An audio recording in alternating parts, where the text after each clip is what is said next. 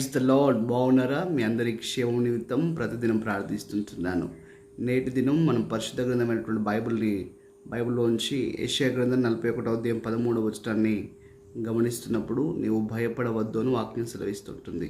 అవును, మనిషి జీవితంలో ఎన్నెన్నో భయాలు తను వెంటాడుతూనే ఉంటాయి. అవి ఆర్థికపరమైనవి కావచ్చు, ఆరోగ్యపరమైనవి కావచ్చు, లేకపోతే కుటుంబపరమైనవి కావచ్చు. ఈ విధంగా మాట్లాడుకుంటూ వెళ్తే వేరు వేరు విషయాలు భయాన్ని రేకెత్తించేటువంటి విషయాలు కనబడుతూనే వస్తుంటున్నాయి, వినబడుతూనే వస్తుంటున్నాయి, కళ్ళ ముందు జరుగుతూనే ఉంటున్నాయి. కానీ దేవుని వాగ్దానం అంటుంది, భయపడవద్దు అంటుంది.